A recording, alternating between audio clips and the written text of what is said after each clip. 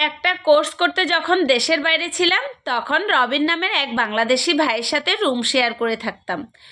একদিন রুমে এসে দেখি উনি লাগেজ গোছাচ্ছেন। আমি হেসে বললাম, দেশে যাবেন দেখে ভাই তো দেখি মহা খুশি।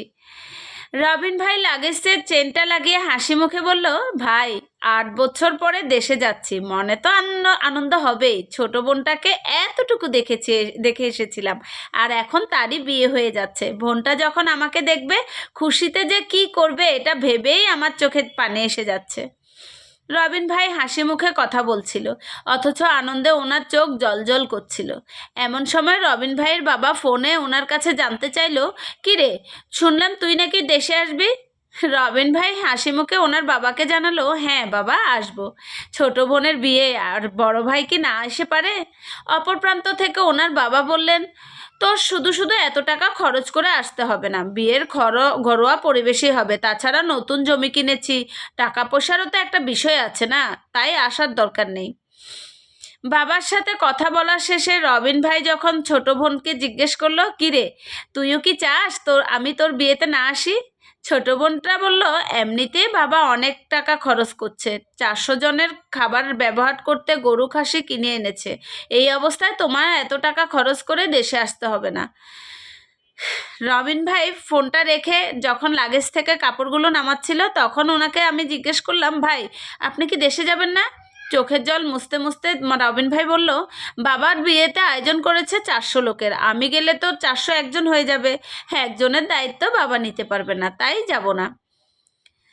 সেদিন নিশ্চোখে একজন প্রবাসীর কষ্ট দেখেছিলাম একটা প্রবাসীর সাথে তারই কাছের মানুষগুলো কেমন নির্মম আচরণ করে।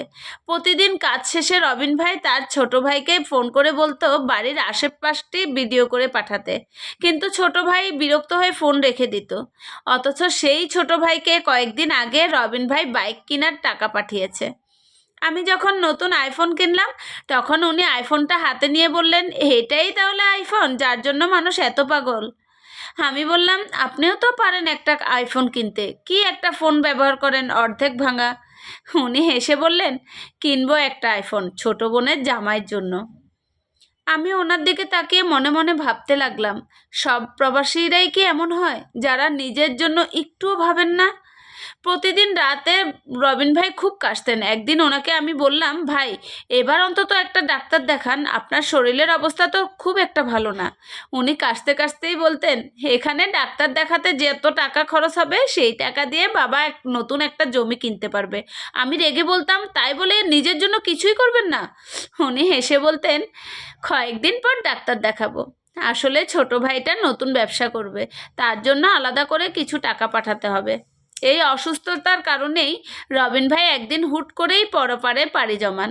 ফোনে যখন ওনার বাবাকে বিষয়টা জানালাম তখন উনি খুবই কান্না করছিলেন। কিন্তু যখন বললাম, আমি লাশ পাঠানোর ব্যবস্থা করছি, কিন্তু লাশ দেশে পাঠাতে হলে 2.5 লাখ টাকার মতো লাগবে, আপনারা টাকার ব্যবস্থা করুন, তখন উনি গলার স্বর পাল্টে গেলেন। উনি আমতা আমতা করে বললেন, এত টাকা? যে ছেলে জীবিত থাকতে দেশে আসতে পারলো না তার লাশ দেশে এনে কি করব? তোমরা ওখানে কিছু একটা ব্যবস্থা করে ফেলো, শেষবারের মতো ভিডিও কলে আমার ছেলের মুখটা একটু দেখাও তো। আমার তখন ইচ্ছে করছিল ওনার মুখের উপরে থুতু মারে, যে কিনা নিজের সন্তানেরকে টাকার বানানো মেশিন ছাড়া কিছুই ভাবতো না। ছোট ভাইকে ফোনে যখন বললাম, তোমার ভাই তো তোমার জন্য কত কি করেছে, তুমি না হয় একটু লাশটা নিয়ে যাওয়ার ব্যবস্থা করো। ছোট ভাই তখন উত্তর দিল, ভাই নাকি তার জন্য কিছুই করেনি। হ্যাঁ, একই রকম উত্তর ছোট বোনেরও। অথচ এই ভাই বোনের সকল শখ আবদার বড় ভাই বিদেশে কামলা খেটে পূরণ করেছে। চোখের সামনে একটা মানুষের লাশ পড়ে আছে, অথচ আমার মনে হচ্ছে এটা মানুষের লাশ নয়, এটা একটা টাকার মেশিন যেটা অচল হয়ে গেছে। অনেক প্রবাসী আছেন যারা বছরের পর বছর দেশের বাইরে কাটানোর পরেও তাদের পরিবার চায় না মানুষটা দেশে ফিরে আসুক। এক সময় সেই মানুষটা অমানবিক পরিশ্রম করতে করতে মারা গেলেও মৃতদেহটা পরিবারে দেশে আনতে চায় না, টাকা খরচ হবে বলে। অথচ এই মানুষটাই পরিবারের জন্য আমৃত্যু কষ্ট করেছেন। টাকার কাছে মানুষ সত্যি অসহায়, টাকার কাছে মানুষ সত্যি মনুষ্যত্ব হারায়, মানবিকতা হারায় বিবেকবোধ।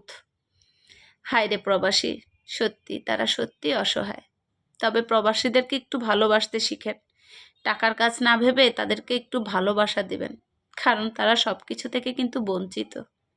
ভালো থাকবেন। কথাগুলো ভালো লাগলে অবশ্যই লাভ লাইক দিয়ে শেয়ার করে দিবেন। আসসালামু আলাইকুম। আর সেলুট প্রত্যেকটা প্রবাসী ভাই বোনদেরকে।